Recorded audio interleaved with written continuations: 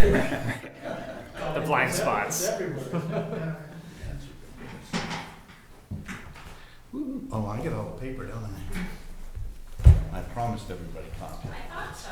That's all right. So I'm passing around 3 different things in 2 different directions. An agenda, some of the other stuff I promised you.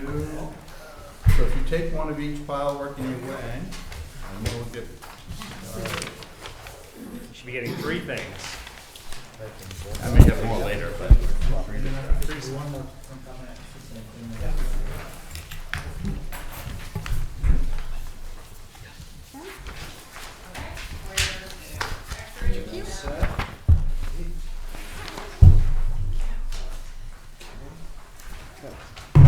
Sorry, I didn't mean to hold back on anything for anyone.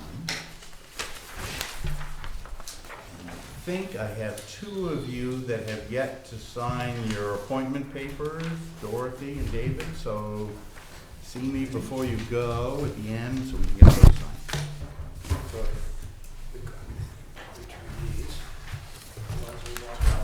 Sure, why not?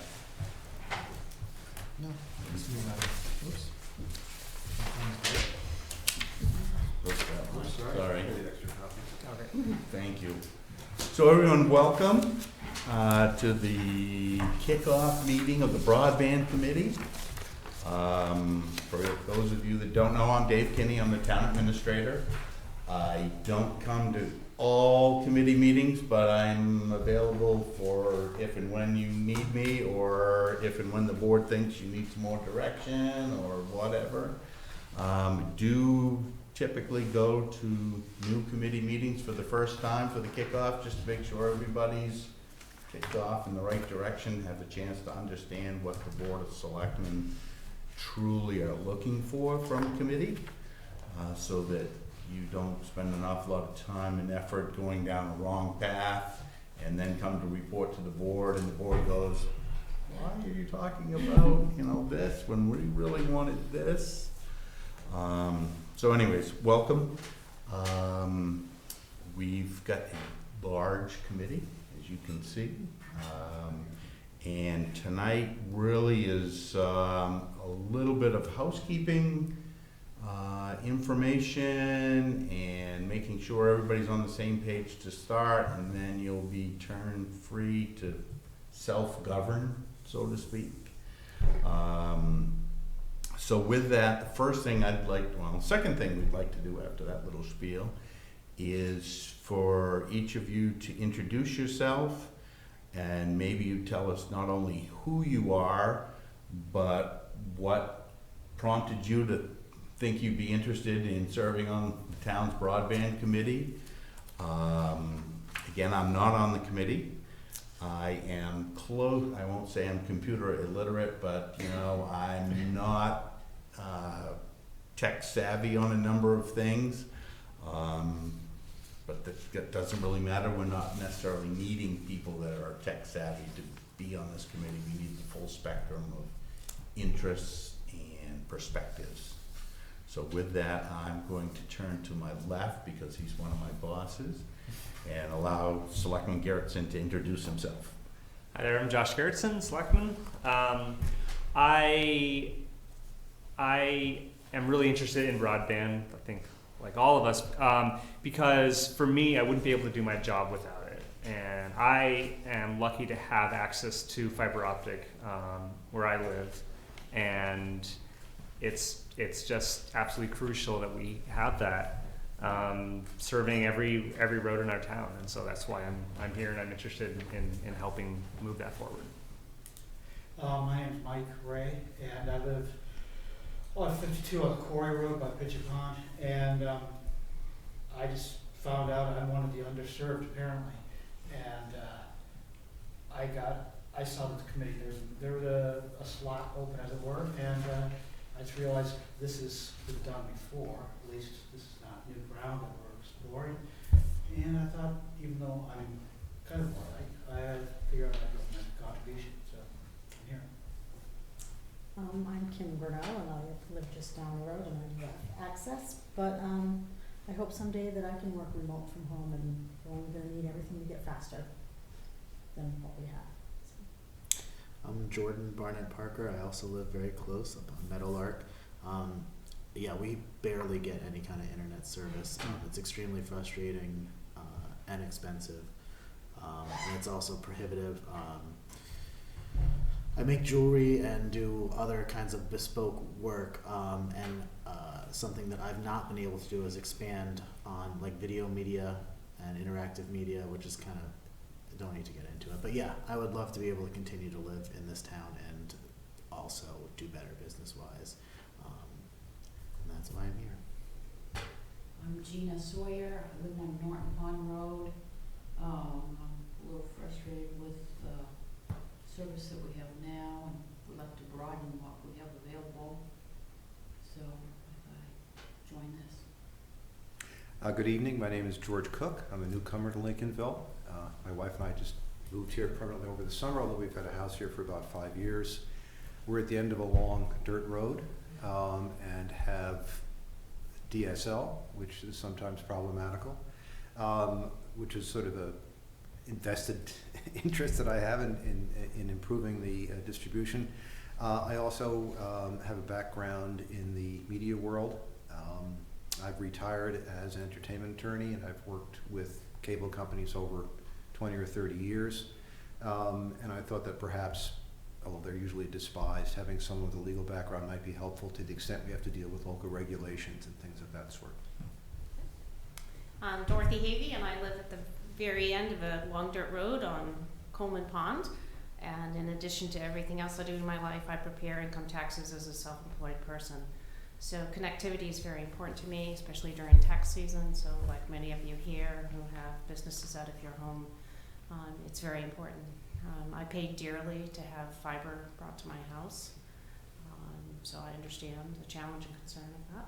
I'm interested in cost effectiveness and what options there are facing us, and I'm interested in learning a little bit more about the state of Maine is also taking great strides in making sure that broadband is available throughout the state.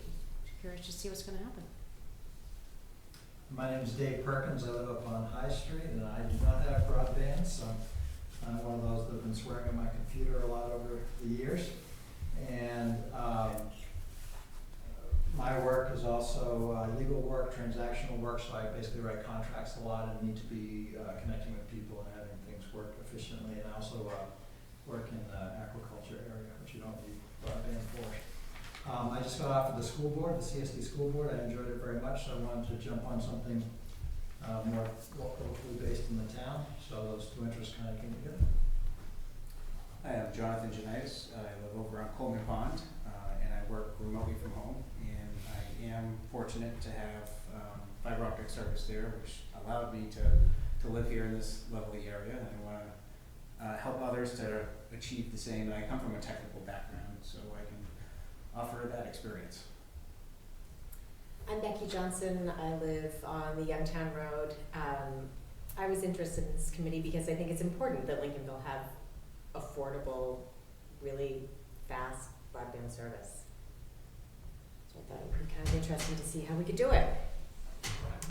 The one member that's not here this evening is Selectman Fishman.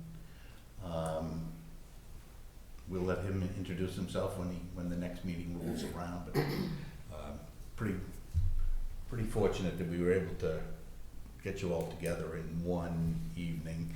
Although we did have to push it off a little bit to accommodate a number of schedules, but somehow that time when it seemed like we were scheduling from the end of February was never going to be here, but here it is. And I would like to also kick in that just from my own personal experience, when I first moved to Lincolnville, I had dial-up. And I remember switching from dial-up to DSL, and I thought I had arrived in the world. And then when fiber became available at my home, I hooked up, and I've been very happy, and I think others in my home have been even happier since. So that's where we are. By all means, I'm going to talk probably too much. If somebody wants to jump in, feel free to interrupt. Just a few other housekeeping things I want to go over. I sent everybody early on the board, committee, commission roles and guidelines. Just want to hit a few highlights on that. So again, everybody knows where we are and what we're doing. The town charter allows the selectmen to appoint committees. Not only do we have some standing committees such as the planning board and board of appeals and that type of thing, but it also allows for ad hoc committees such as this one for special projects that come forward. We'll talk a little bit more specifically about this committee under the review of the charge coming up. These meetings are public, as in you're doing the public's business. We don't do the public's business behind closed doors unless there's certain things allowed by statute that can be, but what's done by the Broadband Committee, if members of the public want to come in and observe, they're certainly welcome. We do and can broadcast these meetings, so this right now is being broadcast over the local government channel on cable TV, if you happen to have cable TV, channel 22. We also stream meetings live, and then they're video archived, and that is available to the committee. Not all committees choose to or are asked to broadcast. The selectman to my left made the request, so at least your first meeting is being broadcast and recorded in perpetuity out there for the world to see. Public meetings don't necessarily mean that you have to let the public come in and beat you up or tell you what to do, but it's available to them to watch and observe so they know what their local government's doing. Notice, we are required to notice to the public that these meetings are going on. We ask that the chairman or chairperson or chair or however you want to phrase it, later schedules, once the schedule is established, that the chair keep the town office informed of when the meetings will be held.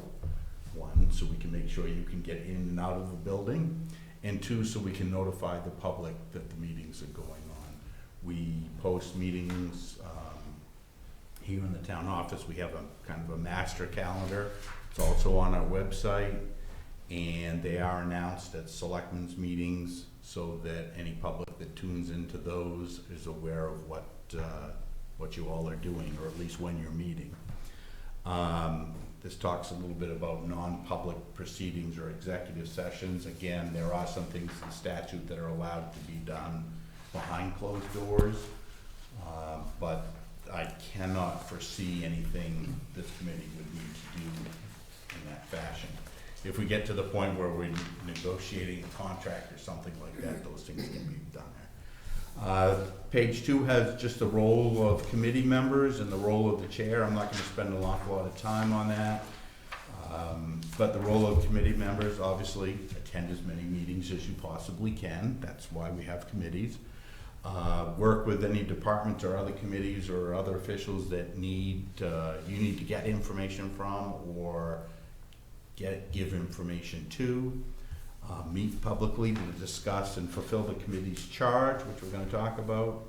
Work through the comprehensive plan as a guideline. I will say I don't believe that there's a whole lot of information in our current comprehensive plan about broadband, but there may well be, and probably somebody like me ought to check that for you all. Elected chair, vice chair, and secretary, that's one of the things also in your committee charge.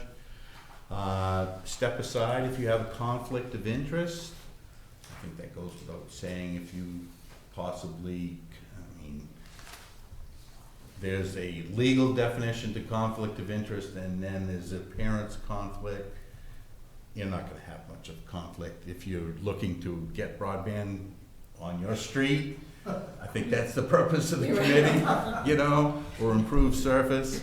However, if you happen to own an internet service provider and you steer the committee to do something that might personally benefit you, you might want to tell people that you have an interest beyond just getting better service. We don't have any alternate members to this. If there's something that comes up that you want to make sure gets discussed in an upcoming meeting, notify the chair. Try to keep the chair in the loop so that there aren't too many surprises, not only to the chair, but to the other members of the committee. And we would ask that if you're going to miss more than 4 consecutive meetings, that you alert somebody, because you may be dropped from the committee or asked not to continue with participation. I'm not gonna talk about what the role of the chair is. Whoever is lucky and gets selected by you all to become chair, please read the role of the chair, so that you know the basic things that will be asked of you to do as far as coordinating the committee. We do ask that somebody on the committee take some sort of notes so the selectmen can be informed about what's going on. Submit those minutes through to the town office and we'll distribute those to the selectmen. The role of the administrator, I'm here to help the committee, not only tonight, but outside of this, of committee meetings with historical perspectives or advice about how town can run, could run. Provide and distribute any information that you wish to get either to the selectmen or to other committee members. If the committee needs help with copying or money for something, let me know, that's what I'm here for, any type of resource. I'm not gonna talk about the rest of this document because you all probably can read, hopefully. If you can, I'm glad to go over it with you. I'd like to give you just a brief overview in history, or at least recent history. Periodically, the last number of years, the Board of Selectmen have at times had people come in, or groups of people come in to say, we have lousy service for internet, or we can get great service, but it costs a lot of money to get anybody to provide service to where we are. What are you gonna do for us? And the selectmen have dutifully said, we don't do internet service, and not much. I hate to say it in those terms, but and that would come periodically throughout, depending on who was looking for service, where they were, and they didn't have as much as they'd like to have. Last November, the Lincolnville Communications Inc. Fiber, LCI Fiber, which is a wholly owned subsidiary of Lincolnville Telephone Company, came to the selectmen and made a presentation about what they offer for service here in Lincolnville in terms of broadband, and they brought forth the Connect Me program, which they have been successful in obtaining grants elsewhere in the state. Actually, the town worked with Lincolnville Telephone a number of years ago in providing basically a letter of support when they tried to get a grant early on for an extension. I believe it was on the Greenacre Road, which they were successful in getting and extending some service to an underserved or unserved area. And this is by no means a pitch for LCI, but I'll just give you a brief overview. We have the presentation. You can watch it. I think it's archived online from November, if you care to. We can send out that link. Yeah. They currently have about 45.5 miles of fiber in Lincolnville installed, which according to their count could serve 1,020 locations that they run by now, 478 of which were hooked up, and 542 they weren't right by their house and they're not hooked up, which to me, because I like math, that's a little over 46 or almost 47% of those that have it available to them hook up, which seems like a small percentage to me, but in some of the background and research I've been doing and reading, about 30% of people that have broadband apparently going by sign up, which seems really low to me, 30% of the whole town that. No, 30%. Just on the routes. Okay. Of Just- places, but I don't know how many residents we actually have in Lincolnville. Yeah. I probably ought to know that as town administrator, but I don't. Anyhow, so in the other areas of town, now this is again LCI's numbers, and I haven't tried or looked to verify. They say that there are about 25.75 miles left to go in their business or business plan of places that don't have fiber available, which is 338 residences, according to them. Connect Me, which is a program that's funded by the state of Maine to connect people. They have a new action plan that came out in January, which we can certainly send you a link to that. I probably can overwhelm you with paper or electronic links if that's something you're looking at. They're looking at trying to figure out a way to fund $200 million over the next 5 years to do public-private partnerships, not to fund entirely. They're looking at what the FCC and the state considers as not being served, which is 25, I gotta get this right, megabits per second, would that be right? Mm-hmm. Down and 3 up. Correct. That's considered basic. And high speed, and I won't testify whether this is high or not, people with more technologically savviness know, is considered 50 down and 5 up. We obviously have a lot of spots here in town that don't meet that criteria. The Board of Selectmen in December decided that this was something that they wish the town to be kind of involved in. In order for LCI or anybody else to get a Connect Me grant, there needs to be local support for it. And it doesn't have to necessarily be coming from local government, but town support certainly makes, even if it's just letters of support, makes a lot of difference, is one of the check boxes in the Connect Me process. Don't have to do Connect Me, by the way, but that's out there. So the selectmen worked to approve a charge, which you all have and have read before, hopefully before you signed up, which I'd like to touch on. And when I talk about Connect Me, they're really kind of, in broad terms, what I see is 3 options available to communities. You can go it alone. For example, the town of Owlsboro installed a municipal broadband service. They bring fiber to the home, to every home on the town, on Owlsboro. And do you have the cost for what Osborne paid for that? Not off the cuff, but it is, They did a bond. yeah, they did, Like 3 million? yeah, I think they're looking total cost somewhere in the $4 million neighborhood.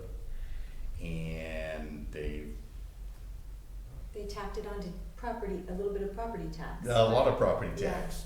Yep. And subscribers pay, I think, $35 a month Mhm. Yeah. for the service. So is go it alone, and I'm not advocating for any of these. I'm just throwing them out there so that you can think in broad perspectives. There's wait and see for the private sector. There are services beyond LCI that some spots in town can get. Red Zone was quite active for a while here with wireless. My understanding is they're either have let or letting their stuff just kind of wither and not really providing a lot of new hookups or backup or anything, but So David, I I have a don't know, question, this and is- it's so yeah. appropriate for me to ask you right now, but I realize you're going through your agenda. Yep. So would you like me to hold my question or? fire away. Okay. I take a break from talking. Okay. I have listened carefully to the community talk about the need for broadband Yep. and that there's a monopoly in town and that Lincolnville has, LCI has a monopoly on this. And I wanted to understand, in fact, because I don't think they do, any other provider can come in and run their own wire on those poles. The poles are owned by CMP, not by LCI. And should a company wish to come in and make that investment in those 45 miles that LCI has already done, there's nothing to prohibit them from doing that other than reaching an agreement with the town. Is that sort of the process? Mostly right. Okay, tell me what's not right with The it. town does not regulate internet service providers, nor do I believe, I certainly know that the Public Utilities Commission does not regulate internet service providers.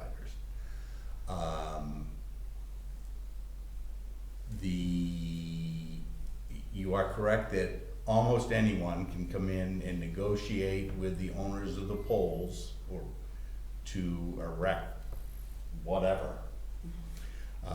Some poles in Lincolnville are owned by Central Maine Power, some are owned by Lincolnville Telephone, some may be owned by Verizon, or not Verizon, but whoever, somebody else, privately owned. Town doesn't own any. Those exist within the public right-of-way, both state roads and town roads. They exist in poles and town roads because the Board of Selectmen approved pole permits that allow them to be there. It is, to my knowledge, internet service is a market-driven. Certainly Lincolnville Telephone or LCI has what I would say is the lion's share of the business, but that's because they have invested their own time, money, whatever, in coax, cable, copper, fiber, whatever's out there. Certainly there is nothing that I'm aware of that the town of Lincolnville is doing to inhibit or prohibit anyone else from providing service. Thank you. You're welcome. And there have been others that have, Red Zone's one, but you can get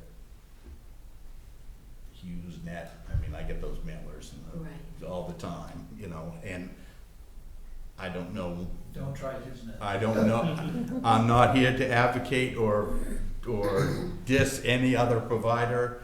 Just, you know, they're out there. And Yeah, it was here in the fall. What were they pitching? Were they trying to get us to support a grant with the state? yeah, primarily the Connect Me program has, I don't know if they currently have any money, but they had been getting an annual appropriation of money from the state of Maine.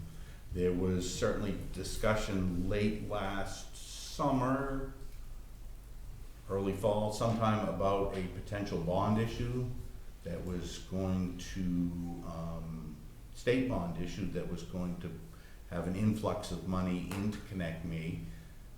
That did not pass through the legislature process. The legislature once again is looking at funding. I think the current amount is $15 million that they're looking to put into Connect Me. In 1 year. And it's In 1 year. introduced by Senator Herbig of Belfast. There we go. There we go. And, you know, and a number of communities out there are looking at trying to expand in unserved or underserved areas because that's where the money is available. That doesn't mean that we, the town, couldn't choose to put something up on poles and serve already served areas, but as we'll talk about a little bit, and quite a lot, and when we get to the committee charge. Right now, the selectmen's focus has been trying to get everybody up to at least the minimum level playing field, so to speak. So if you wanted to live on High Street or Meadowlark or out on Slab City Road, you know, at least we had access. the lack of access, whether you choose to sign up is another thing, but the lack of even the ability to get it, even if you wanted it, is another. So, am I talking too much? Talked you all to death yet? Just right. You need to tell us the third option. One Oh, was the to third go alone, option, private sector, or what? Go it alone, wait for the private sector, which, as we all know, may or may not happen. That's, you know, what is it, the invisible hand of the marketplace. Wow, I think it goes back a few years from my memory. And the other would be some sort of public-private partnership where, you know, this is kind of like the Connect Me program, where if you can find somebody that you can work with to expand in these underserved areas, whether it be, as LCI said, in some of their locations, some towns are actually pulling up town money to do that. A portion to access the Connect Me, and also look to private business to throw in some money so that it becomes a little more feasible for somebody to run that line and operate it into the future. So that, and there may be many more options or sub-options, but I always try to think of options and what's available for practical options, and those three pop into my mind. So that kind of gets us through into the very brief overview of the most recent history on that, and with the exception of the charge, which is probably the most important part of the whole deal. The selectmen obviously approved this charge. They look at or have the belief that reliable and affordable broadband service is essential. We believe that 75% of homes in Lincolnville have access to broadband currently. If you go to the Connect Me website, they have a map that you can look at that shows underserved or unserved areas. I would say that map is grossly inaccurate. Did LCI have a map of their coverage area? They did, which How they about that? brought with them, which I have one. What I'd like to have done is plot, and we can share this with you all. Actually, maybe I have extras. I'll stop those around. Again, this is not a pitch or anything for LCI, but this shows just, and I apologize for the quality of the prints, but you know, they are what they are. This is just an aerial view or overview of Lincolnville, and the purple lines, or magenta lines, or whatever color you want to call them, are where LCI currently has fiber. And I believe, I don't know that, no, I think this is even updated to show the most recent line extension they did down the western side of Morton Pond. Yeah, I think all those Oh, wow. roads are covered, just not any of the houses that are on the roads. I'm sorry, say that again? Yeah. Sarcastic remark, it doesn't Yeah. need to be. Oh, I'm sorry. So, you know, they have a fair amount out there. And if you look at the Connect Me site and look at their map, which I did and said, well, that can't be right. Because I know of people that have personally talked to me about their lack of connectivity, and yet they show that they have access. And I think probably because some people might say there are providers out there for satellites or whatever. I don't really know. I do know that if you apply for a Connect Me grant, you have to demonstrate what is out there for service or not out there for service. So, I I also know that I've been to meetings with other managers and administrators in and around the state. And if I bring this map and I talk to anybody that is in a rural town similar to Lincolnville, they say, how do you have that much fiber running in your town? And I say, well, because private enterprise that owns a phone company that's been in the town for 100+ years wanted to run it.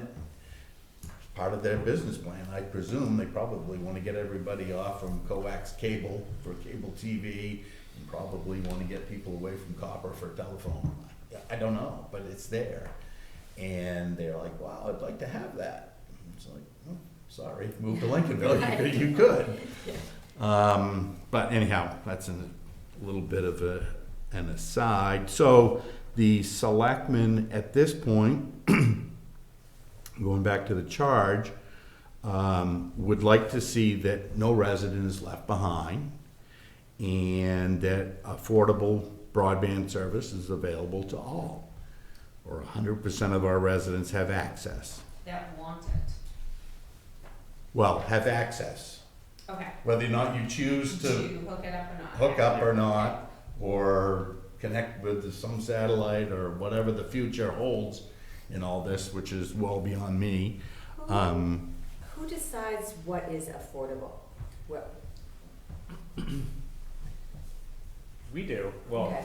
we get to choose Yeah. what we recommend to the board if we think something's affordable or not. So. Obviously, even if you have access, it may not be affordable in your own mind. Even if you're making millions of dollars, you might not think that's affordable or necessary. I don't know. It's gonna be a little bit of an individual choice. Right. And of course, you know, what's affordable is a little bit of self-determined, and also probably out there in the world, if you're going to move to, you know, you choose to live here in Lincolnville, you know, part of that cost is this. If you choose to live in Camden, there are other expenses and costs, and Right. you know, so I don't know what's affordable. Yeah. Okay. It all depends on your priorities. Right. Have we ever polled the community? No.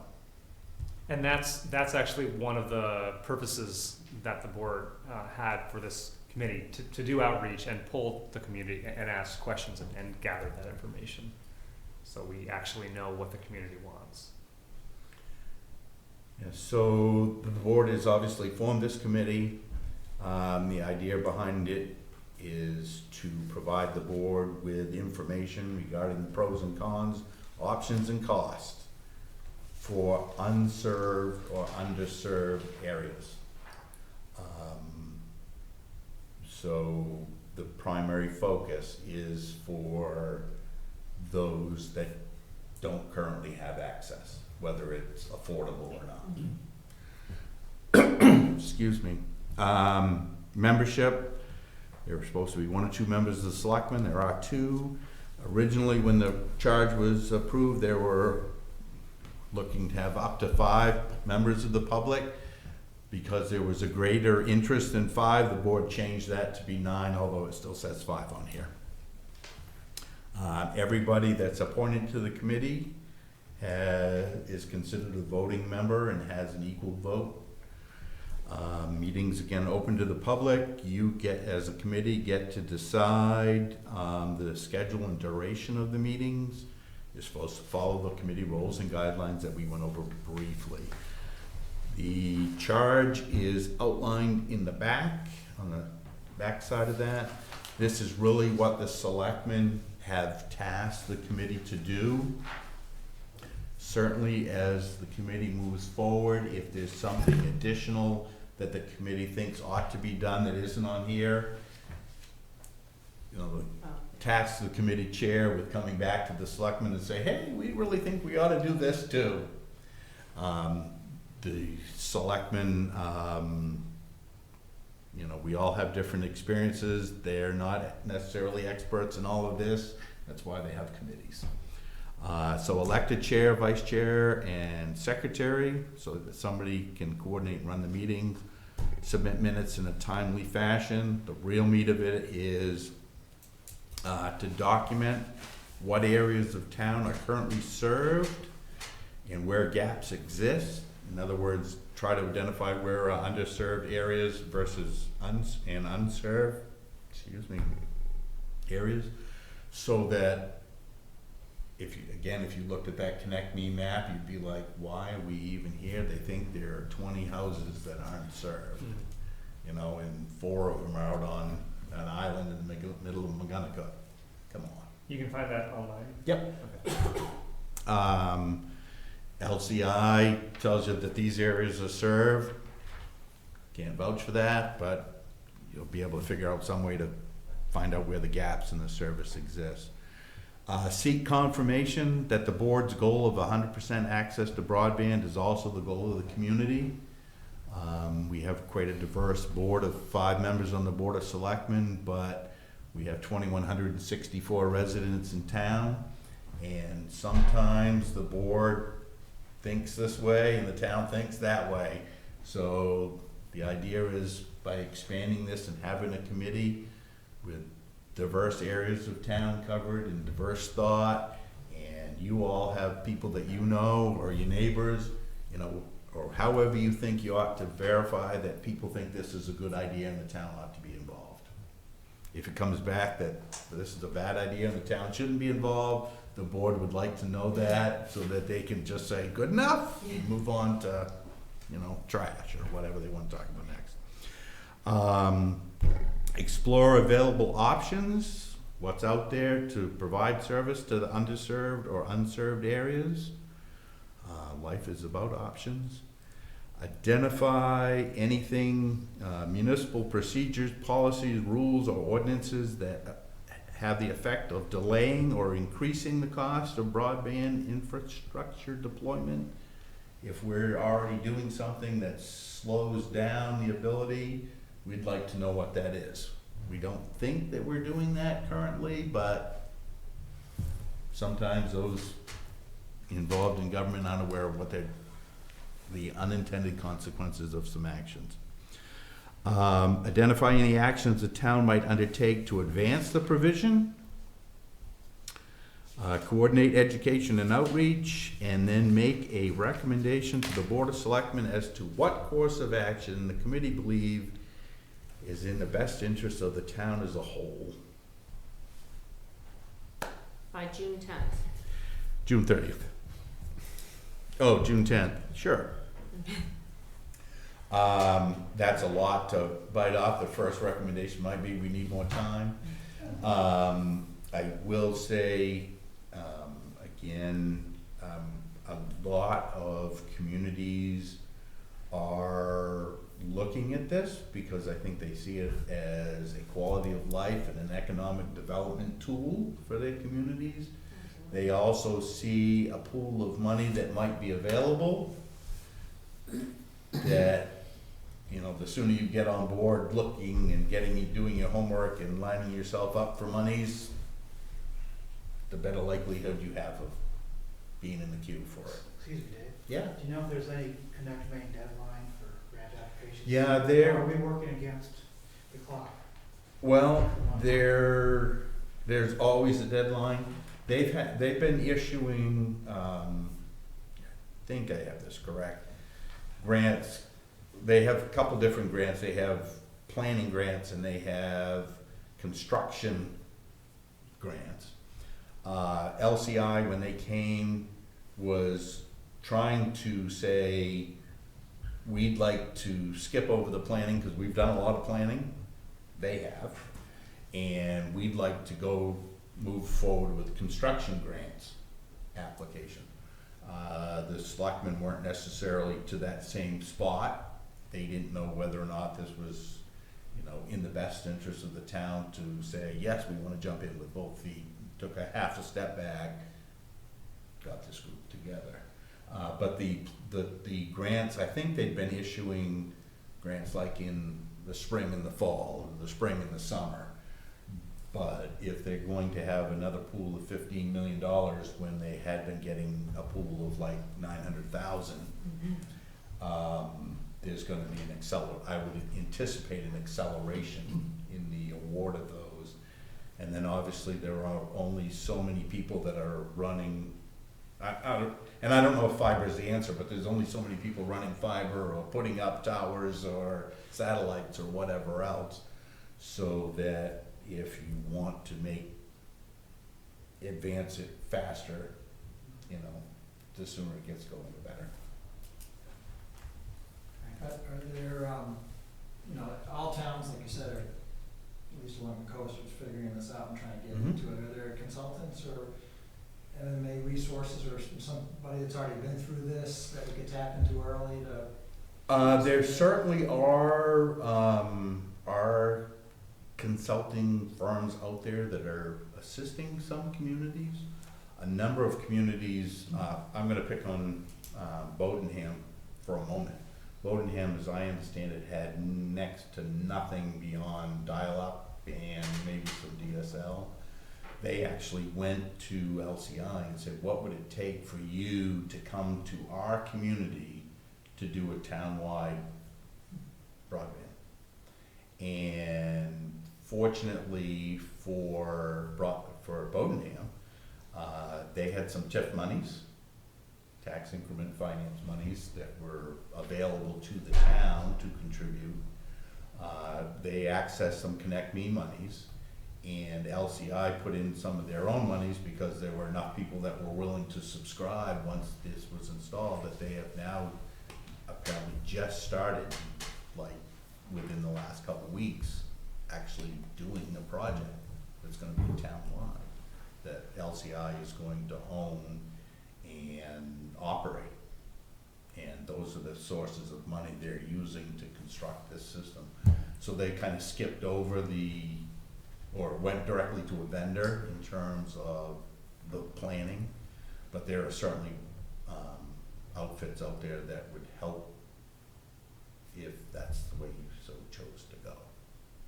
And I think, and again, a lot of this focus is, out of my mouth, has been on LCI, but primarily because they came to the selectmen and said, this is available to the town. If you want to jump over planning, we've done a lot of this planning, we've mapped out these things, and this is available to you. They might want a financial contribution. And that might be a requirement of Connect Me too, that there be some local contribution. And my recollection is that they basically laid out 3 possibilities. I think one was for the town not to do anything, and they said that over the next 4 years, they would still want to run fiber down every road. I believe that's what they said, that if we didn't want to contribute a dime, they would still do it, but it would take them 4 years.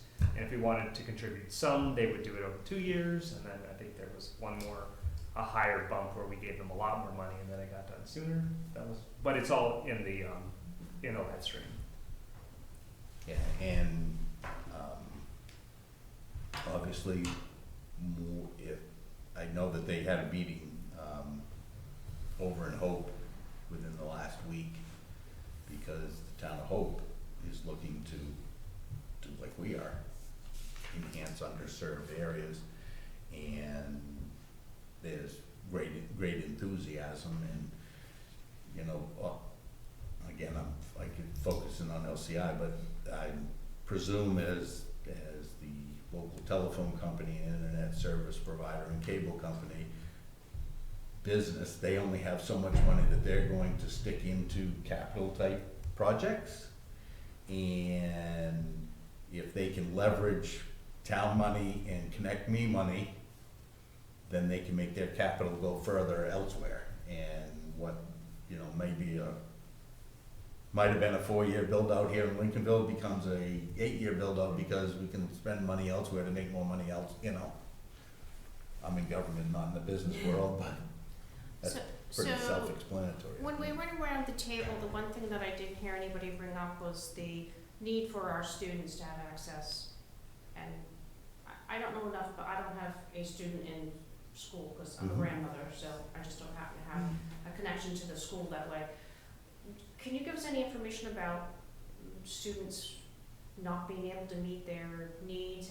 Has any of that filtered back to you, or is there anybody around the table that can sort of enlighten this group about, you know, what's the pressure on the system for our students to be successful? I know you can speak to the high school end of it. Yeah, I wanted to local club at the high school. Sure, Well, go ahead. Last year, the high school went to a system where on snow days, kids are expected to continue to work online. And they came up with a spot system, which is, I don't really understand it, but it's something you could explain probably better. But kids that don't have, you know, out in Appleton or parts of Lincolnville, there's this mechanism that they can be given that allows everybody to connect, and that's worked really well.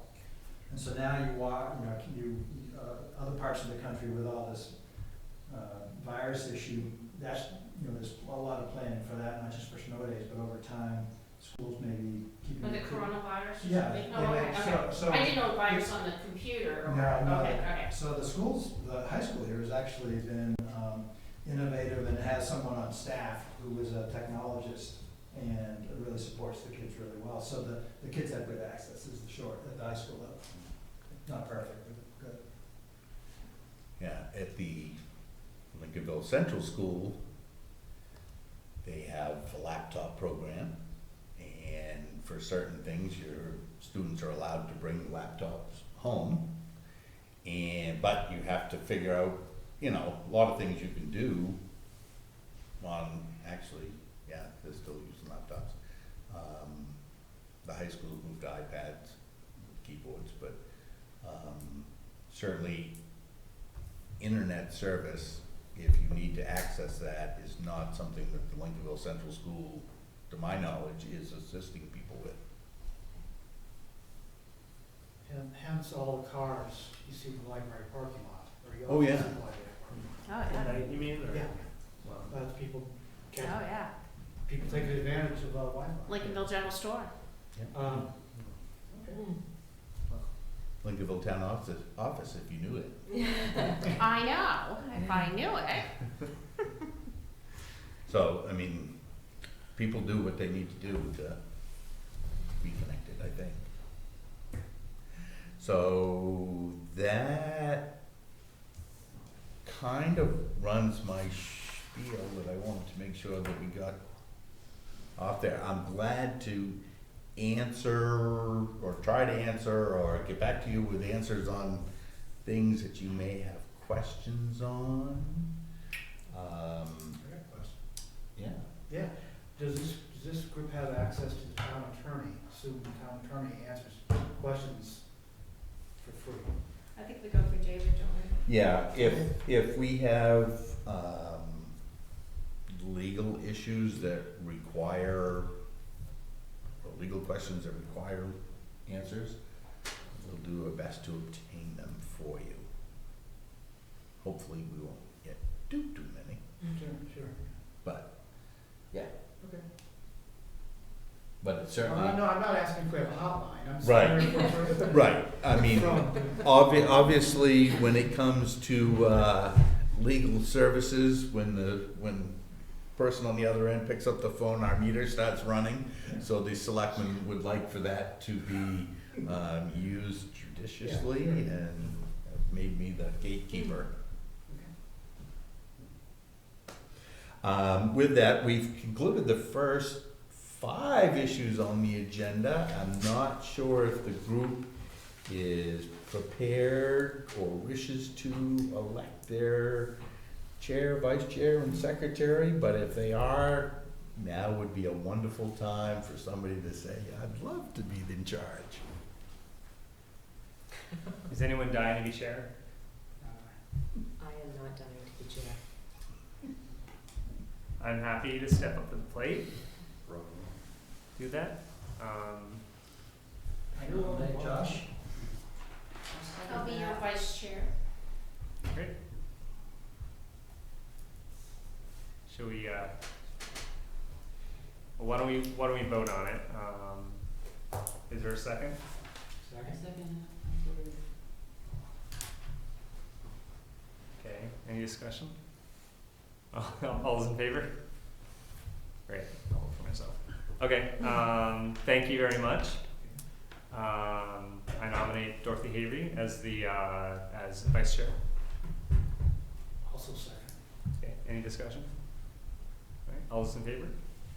Thank you. And who would like to be, is there any interest in secretary? I could do secretary if it's rather minimal, that is, if I have a advanced copy of the agenda, Yeah. I cut and paste, fill in blanks Sure. for decisions made on those agenda items and actions. Well, but side talk, I don't do. Okay. Well, because when it comes to accepting minutes, we look at all the side talk and say, well, then we can, then it's a point of argument. Did I really say that? Did that really happen? That type of thing. Motions that are voted on, happen. Mhm. Anyway, so if the group wants to stay to a minimal minutes, I'm happy to do that. I think many of the town's committees operate that way. I serve on the planning board. But if it's feeling the group to have extensive novel-like minutes, Mhm. you might want to look for someone else. Actions taken. I move your simple approach and you get approved. I second that. All right, any discussion? All those in favor? Great, What's your name? It's Mike. all right. Number 6 is done. Okay, so let's talk about a future meeting schedule. I don't think the charge talked about how often we should meet. Self-determined, I know I'm just one person, but I've got budget committee meetings, and then usually after 6:30. 6 is a stretch for me a lot of times, but Mhm. if I have to, the 7 is usually better. But yeah, I have to double check with the budget committee responsibilities. Okay. 7. Okay, so we have the time. And not And- past 9. Okay, and I'm assuming we're gonna meet once a month. Is that? Well, we do have a deadline. We've got stuff to do and supposedly a deadline, or at least we should plan for, do we want to plan for getting all this done by June 30th? Yes. Okay. We should plan for it and. Okay, so maybe we want to factor that into how often we meet. Because I don't know if we get all this stuff done, Mhm. if we meet once every 6 weeks. Mhm. Seems like too that you've heard the LCI pitch, and I think there's gonna be a lot of information there. Maybe the video does that, but Yeah. I'd like to have them in early on, because I feel like I'll learn so much quickly Yeah. asking questions of them, rather than going try to learn it all on my own. Yeah. Absolutely. So I'd love to see that happen early, Okay. as early as possible. Let's see. So, well, let's first just schedule our next meeting and go from there. Let's see. What about I love Thursdays too, so. what about the second week in March? First of all.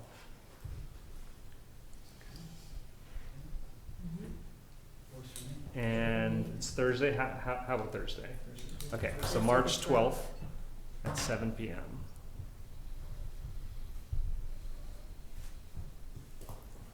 And hopefully Selectman Fishman can be here. If not, then all right. All right, 7 p.m. March 12th. Okay, great. Q&A. And could either you or David, doesn't have to be that night, but could somebody be tasked with seeing if we can get LCI in, or? If the group wants to hear the That would be- presentation from LCI, I'll tell Alan that he needs to be here on the 12th, or one of his people, and they'll be here. I think that'd be really helpful. I can't Yeah. commit them, but I know they're interested, so. But we'll send the link to the meeting and and the timestamp that it starts, so you don't have to watch the whole beginning in case they can't come, because it was a really comprehensive. Well, plus, it would be a good idea for everyone to watch it first, and then see what questions they Yeah. can come after, That's a good rather than idea. redundantly going through. Yeah. I get much more out of being able to ask them something directly or Mm. follow up, so I'd appreciate that. So Q&A. Is there anything anyone wants to say regarding our charge, the committee? I did have a follow-up question with respect to LCI. So the selectmen heard from LCI, they laid these things out. Yeah. And you guys obviously didn't go forward, you wanted to find out what the committee and the community, so what was going on at the end of that meeting in terms of where the selectmen were? Yeah. Was it about money or uncertainty about how much the town is underserved? I know there was things that came up about service and stuff like that. Yeah. But kind of where did the selectmen get to that night?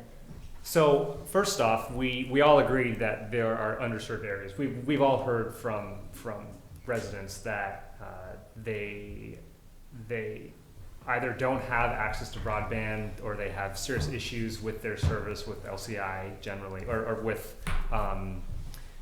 DSL, and so we all identified there's certainly a problem. We didn't want to just jump in and agree to spend a sum of money helping a private corporation, but working with them could make sense. But we thought, let's get a group together to really explore that and talk with the public and see what makes sense. Personally, speaking for myself, I favor the concept of municipal broadband. I think in terms of taking the long view, it makes the most sense for a community to just own that outright, because it is as important as electricity and water, frankly, nowadays. If we were starting fresh, but we have a company that's here and has all these lines running down the roads. I still think this committee should look at that as a concept. But yeah, so I'm personally in favor of working with the company and not putting any money forward. That feeling could certainly change by the end of our work. But since the company said they're going to do it anyways in 4 years, I feel like they could just do that. But if we go to the community and they say we need broadband now in all these areas and we're willing to pay, then that should seriously be considered. So I'm gonna follow up with your comment on the municipal owned, because what does that look like? And is the town really ready to take that step? Owlsboro had an opportunity because they had nothing, so other than getting across the channel or Right. something. But then that would mean that they actually were responsible for repairing and maintenance and upkeep and billing and I look at our little town office and go, wow, David, are you ready to own that? I don't think our town's ready for that. Okay. I don't think the appetite is there, frankly, for the cost alone. I think for Ellsworth it was 3 to 4 million. One of the things that we probably could arrange for this group is maybe we could have somebody from Owlsboro that knows what they're talking about Good idea. That would, come tell you what they've done. yeah, that would be Because- great to have. Yeah, they spent 3 years doing it. I think 'Cause, I read, yeah. Because, otherwise, you all might have a question that might take me a month to get out there and get an answer and get back to you. Road trip. Yeah. Well, we go to Owlsboro periodically, but if that's of interest at some future time, we'll ask Janet if she can tell us who the best person to talk to is. So typically, when somebody is investing in broadband in their town, does the town contribute towards that? I mean, is that the norm?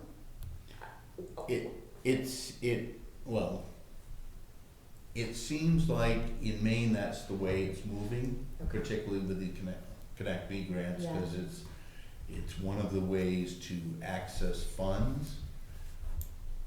Other people's money, obviously, is by either assisting in the outreach to make sure that there are a certain number of subscribers that will sign up in these areas, because you know your neighbors better than LCI knows your neighbors, or HughesNet knows your neighbors, or whoever.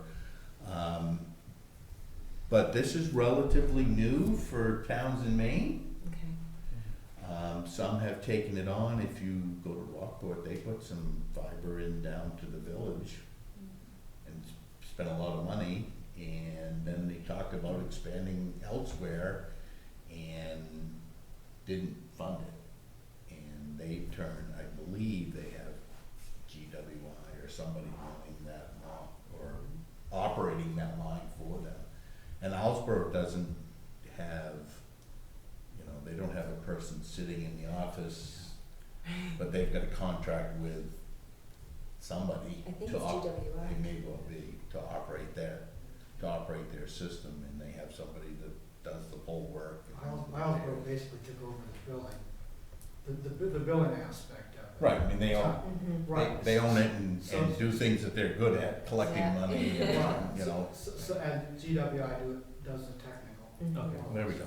And then you had another Yeah. company come and do some of the infrastructure as well. Hmm. But I mean, that just took, because Islesboro ended up saying, we'll do the accounting, the Well, billing. Right, GWI could afford to do that. we'll finance it, yeah. And it's just like anything else. I mean, we don't have the selectmen out there paving or doing, you know, Right. electrical engineering or anything like that. Yeah. We see what we need, and we find the experts to help us execute those Yeah. plans. And there probably are as many different models for how internet is provided in Maine as there are towns. Yeah. So that is a question I have, is what is available in town? I'd love to make a list, you know. You said HughesNet, I would probably. You actually, for as much as I claim I don't know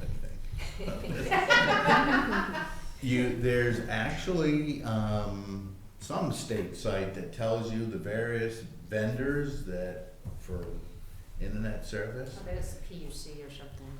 And it may not be a state site, but, because when some of the complaints or concerns about, oh, there's a monopoly and whatever else, you know, what do? You try to verify it or deny it or try to find some information. And it's very, there were like 8 or 9 different providers in Lincolnville. There were. Yeah, that's what I said. But it's very site specific. And if they serve one person on Route 1, because the line comes from Camden or whatever, you know, all of a sudden that company is now an internet service provider in Lincolnville. But they're not out on, I live on Slab City Road, they're not out on Slab City Road. So when I called, because before I made my investment, I wanted to check out what was available. And one of the companies I called said, well, if you have a line of sight to Dodge Mountain, Yeah. I'm like, Which one? where's Dodge Mountain? You know, I got a line of sight at Pine Trees. No, Right. I'm probably not gonna be served by you. But that's Yeah. that's how they answered that question. Right, yeah. That's what Red Zone Red does. Zone used to say, Yeah, if you, Ragged Mountain, was it? I don't remember which one. I know, but it was Yeah. like, really? And I didn't, Yeah, right. You until some, yeah. And, you know, these are things that, we don't know. There's a much Okay. smaller number of the types of internet service, so there's satellite, there's wireless broadband, there's cable, DSL, and fiber are really the main types of getting that internet service to the homes here. And of those types, really only one of them meets the requirements here of the 25 down and 3 up, and that's the fiber. So even if you do have satellite, or you do have, you know, Red Zone, or you have DSL, none of those technologies are capable of providing these service levels. So we're really looking at a single option of fiber. Yeah. And then looking at a single option of fiber, there's a single provider of that fiber, which is Yeah. OCI. So that's, If you're And they fortunate own enough. the fiber. Yeah. yes. So somebody they else own couldn't one. come in and say, we're gonna. Somebody else could, but they'd have to start from square one and run their own. Oh. Additional fiber next to fiber, yeah. Unless, well, I mean, Can they buy out the fiber? Well, that's what I mean, you never know what you can work with an arrangement with the company. I mean, there's also, yeah. You could buy it and hire them to run it for you. I don't know, I'm just. Well, and that's, I mean, I think all the things that we're charged with, we need to just cross-reference and see, like, how many number of subscriptions can sustain what type of revenue, what the upkeep is, how much it actually costs to lay these mileages, what the subsidy from Connect Main is, what it is that we'd be contributing to the other company. I mean, there's so many things that we kind of need to cross-reference with each other to see where we land up, and, you know, whether it's going to affect property tax, or whether we can sell it as being part of a service that is part of being a resident of Lincolnville and is tacked on that way. I mean, I know this is not the same, but I lived in Europe for a many number of years, and I'm not saying anybody should be forced to do anything, but TV and radio were just sent out there and people were billed, and they would actually go through the device and see who was using it, what apartments, and that's how they bill you. I'm not suggesting we force anybody to do billing, but there's different ways to look at this in ways that are beneficial for the town that aren't just a straight, hey, let's spend this chunk of money, because like I said, as residents, we're all paying a certain amount of money for suboptimal service. So sorry to go on, but I just, yeah. So how do we get at what's affordable for the residents? Are we truly looking at a survey? And I know I don't answer surveys this time of year. Anybody that calls me, I'm probably not gonna talk to them because they don't wanna listen to it anymore. So what do we think that might look like? Because having implemented surveys before, it takes a while to pull good money together, to administer it, to get it back, to tabulate it, to understand it. I can speak to a survey that Midcoast Waste Watch did, which I'm a member of. It's the Citizens Committee of Midcoast Solid Waste Corporation. We did an online Google survey. I think our 4 towns total about 12,000 people, and I think our survey had 1,200 responses. So Is that statistically valid? 10% seems, yeah, I would say so. I mean, a presidential survey is like what, 1,000 people. Yeah, they usually be 10%. So 10%. Extrapolation rate. So that was a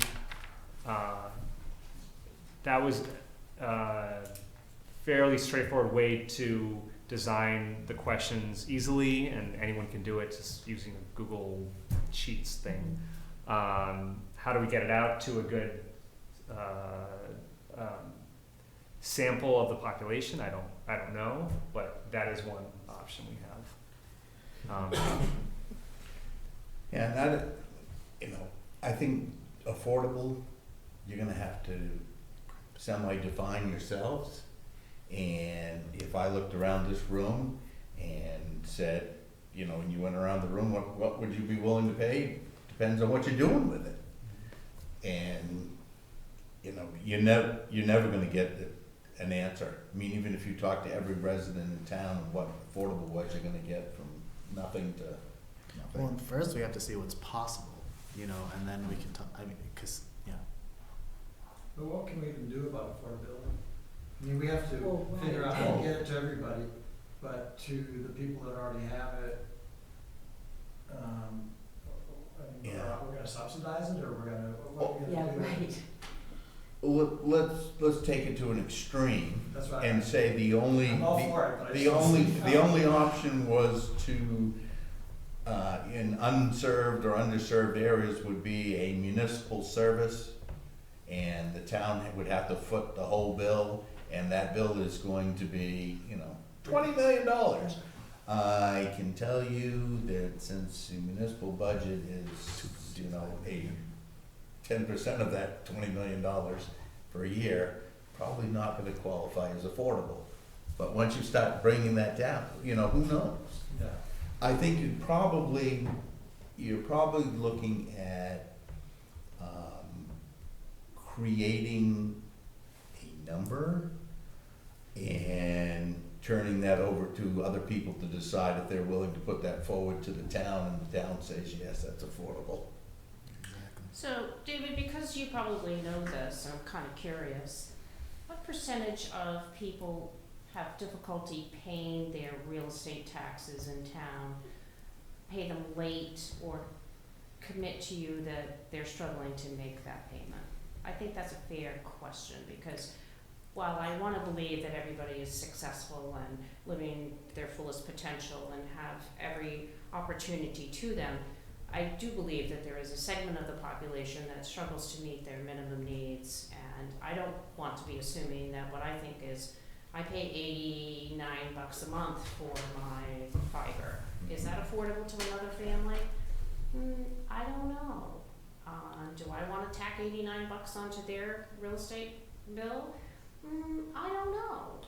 Do they want me to tack $89 on? No. I'm pretty I sure can they're answer- gonna I can answer that one for you. They're gonna tell you no. Yeah. But they Um, also don't have to hook up. Well, and Right. I mean- We don't know the answer to your question. In terms of the struggles, I can tell you that there are people that likely have challenges paying their property tax bill, but do.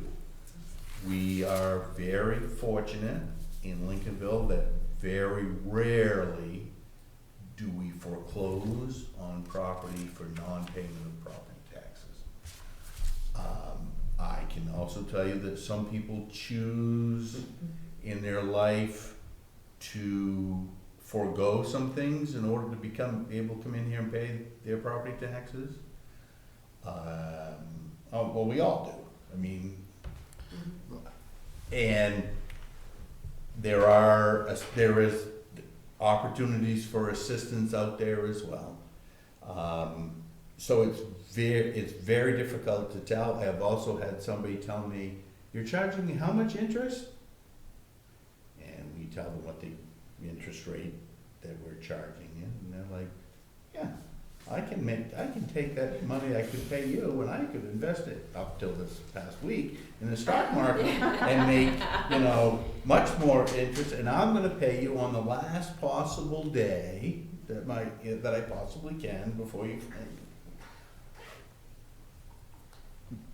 I won't say I don't care, cause I do, but I have no preference.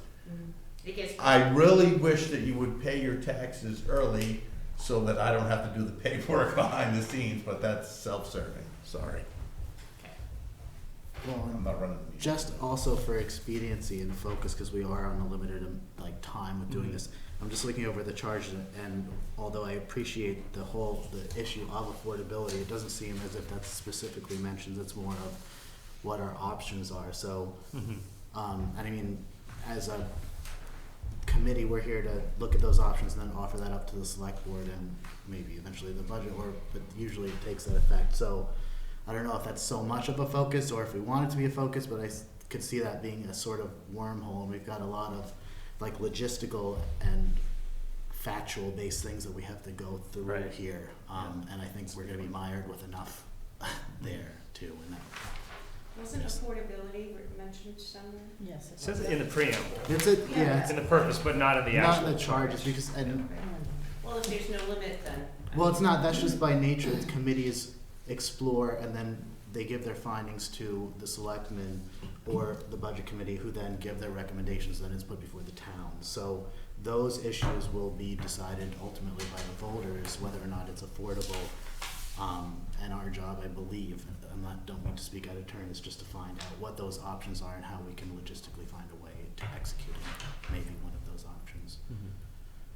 And of course, affordable, that could be talking about two different things. There's your monthly payment to have broadband, and then there's the cost to implement something, whether it's municipal or we're giving a payment to LCI. I have another question for David. Have you talked with Connect Me already and kind of got input on it? Is that the name of the agency? Not specifically, I mean, no. Do they do any outreach and come down and work with groups like this? I don't know, but probably. So maybe that's one of us should call, I'd be glad. They have a if pretty could good call us. website. Okay. If there's anything they do to help get people like us on the right path. That sounds great. You had mentioned asking Islesboro if they could send someone here. Do we want to hear from them at our next meeting, or do we want to? I want to hear from LCI. first. Yeah, LCI first, but do we want to try to bring them both to the Not next the meeting, same or meeting. okay, I think that the information that, I don't know, this is just my opinion. Yeah. The conversation with LCI is the base mm-hmm.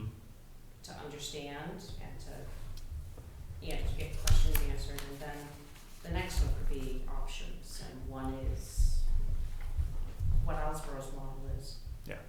That makes sense to me. And might I make a suggestion just for, that we maybe not have it the immediately first meeting, that we allow ourselves to have one meeting together as a group to go over what things we would like to approach them with and kind of have a cohesive idea, and then invite the groups to come in so that we're prepared rather than it being, I don't know if that makes sense I or think that's a not. great idea, because if we right away jump in with LCI presenting something, even though that's gonna be very factual, it's gonna fill us in on a lot of stuff, it's almost as if we're committing ourselves to the LCI route, as it were. Well, and And it's, there are other yeah, options that we might want to consider. just that it's, I mean, I'm just a prepare freak. I like to prepare for things, so I just think that it's good, you know, whatever. But that's just my opinion. How does I like a prepare freak. Oh, I think all kinds of things are. And we may only get probably one shot if we can get them in here, so we really want to make sure that we utilize the time that we're given as efficiently as possible. okay? If that works for everyone. Fine with me. Okay. I mean, the presentation is quite comprehensive, so we asked them a number of questions. If that's your choice, could you establish your second or the follow-up meeting so that I can perhaps get them on, Right. get on their That's a great calendar, instead of calling them up saying, can you come next week? If I can say, can you come Yeah. on, sorry to put you all on the spot, but So if we're gonna try to meet every 2 weeks, which I think that's great if we can, how does everyone feel about March 26th I'm out of town. around town? That's a Thursday. That's Thursday, yeah. That's all right for me. I didn't realize we might meet as rapidly as that. Most committees are. Me neither. Most committees are once a month. Yeah. I can do Yeah, good I'm things. fine. I could, You can, okay. Okay, so Okay, well, it's only 26. needed, so then certainly. I'd be fine doing it the week before that too, so you could be there.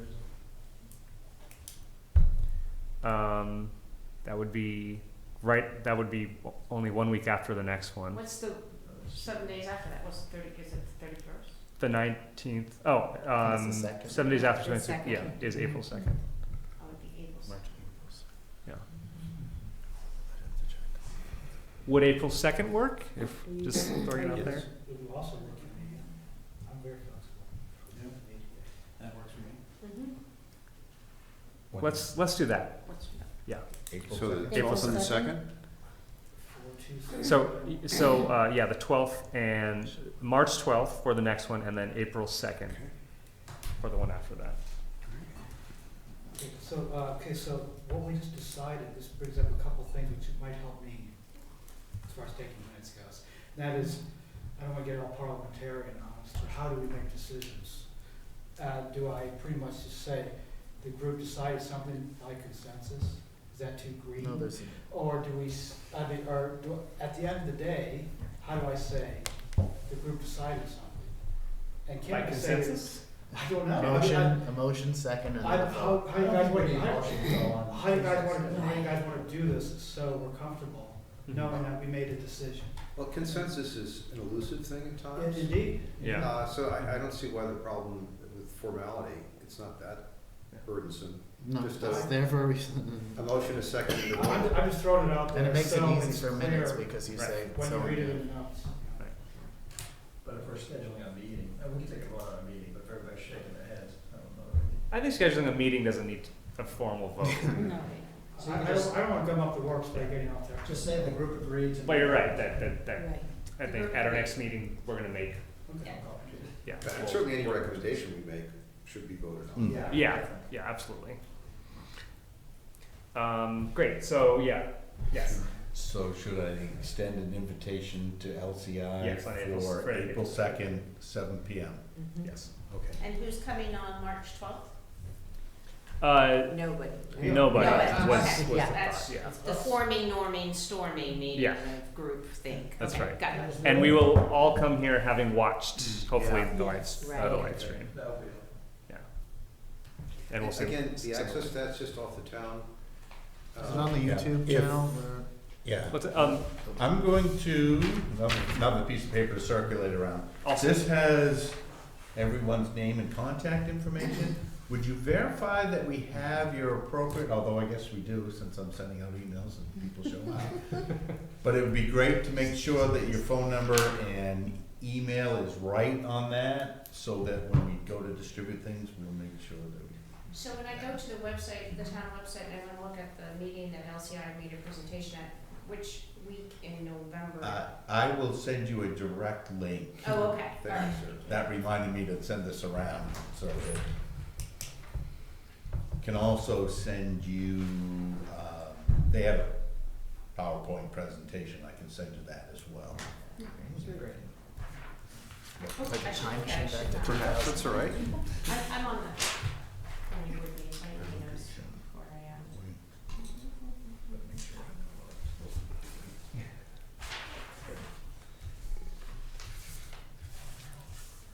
Hey, if it gets any easier, you can funnel any of that stuff you want to distribute out to me.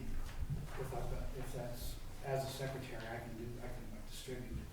use your secretarial powers. Yeah, which is like, yeah, usually it's this thing, and you press that button, yeah. But I mean, if that makes it any easier at all. Right now, I have you set up as a group, so I can just It's really type easy. broadband committee the way it goes, but I wanna make sure that everybody's address in the group is I mean, appropriate. David doesn't caught my spam filter. Wow. Wow. I've arrived. So I will commit to the group to bring the list of what's available. How about that? So that I'll go on that website and I'll look at some different things and I'll just make a list. I won't verify whether, they come to my house or your house, but I'll just say, here's who said they provide service. But just, Yeah, we're only looking for fiber, aren't you, though? yeah, but just the question is like this, and It's irrelevant.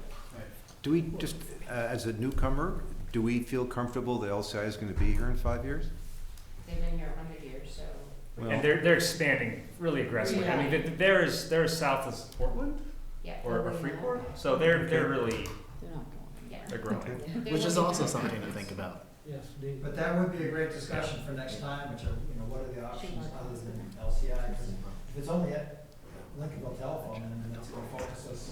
I just, again, when I first went into the cable business, there were like 10,000 cable operators, Wow. and now there are about 4 that matter. And I'm just wondering if consolidation is something that's happening in Maine as well, and whether we're dealing with someone who's gonna be here in the long run if we're making a commitment to them. I just don't know, maybe there's, I assume they're publicly owned, there's probably, Nope. Nope, They're not. so they're privately held. they are. So we have no idea about how solvent they are. Oh, they're very solid. Yeah. Well, Well, it follows you the can have- national media I mean, there are trends. They'll people who basically think that just they're, one of the three uh, avenues billionaires of and they're media not. Let's just say Right. that this town sold some stock, did they The not? town did not. Oh, sorry, the fire department was. No, the Lincolnville Volunteer Fire Department, which was not town-owned. Thank you for that clarification. That's a, Which, given a request of some Lincolnville telephone stock that they sold handsomely, I believe. Well, maybe that's the answer, but I'm just Yeah. curious. well, I think when LCI shows up, Ask him That's all a these great I mean, questions. not that you necessarily get somebody saying, oh no, we're teetering on the edge of insolvency, but Yeah. ask the question. See their Yeah. balance sheet. They might, I don't know if they'd share that with you, but We can ask. you could ask that Shirley show up herself. Yeah. I weighed That might down be against. Hopefully, one of their parent company, Lincolnville Telephone, is a regulated utility, Yeah. so hopefully their presence will continue. The other question goes along with that, and you might be one for answering this. Today, this is the first choice but what's coming in the near Yeah. future that will be a whole different disruptive technology, I have no idea about that. Those 30,000 satellites up there? Or whatever, you know, so is that something you could speak about to the group, or? Yeah, I mean, right now, I mean, fiber is certainly where it's at, like the satellites, you know, I've used HughesNet service, and think about your internet connection going literally to outer space and back, the latency on that is horrible. Yeah. So you can get some decent speeds out of it, but you're gonna wait for a while to actually get that speed. That's today though, or is there Yeah, I mean, forecasts about where we're gonna be in 10 and 20 years? yeah, I don't know what that next technology is. And we're not I can even tell you caught up to today. wireless Yeah. is certainly gonna be expanding a lot, and you hear a lot about 5G, and there'll be 10G and whatever else. So that, I can tell you, is a technology that will continue to grow, and speeds will get faster. But keep in mind that fiber is, like the bandwidth is virtually limitless. It's just light. Yeah, It's think of- faster. So it's not like there's something that's gonna be faster than Yeah, that. that's kind of a natural, like 5,280,000 miles per second is how fast light goes. Yeah. We can't really make that go much faster. Those tubes won't get clogged. Is it a wave or a particle? See, that's the question. Yeah. I don't know. Maybe fast. All right, any other Let's see what else was. questions, comments? Motion to adjourn. Certainly, if you dream up something, or if you're like me, you wake up in the middle of the night thinking about, broadband for the town. I can't answer those questions, but if you wake up with a question that has to do procedurally with town and whatever else. We should email you in the middle of the Don't call night. me, you can email me in the middle of the night, but don't call. But shoot me an email, call me, stop in, I'm happy to try to help. Thank you. We have a motion to adjourn. Motion to adjourn. Second. Okay, any discussion? All in favor? Great, thank you very much, everyone. Thank you.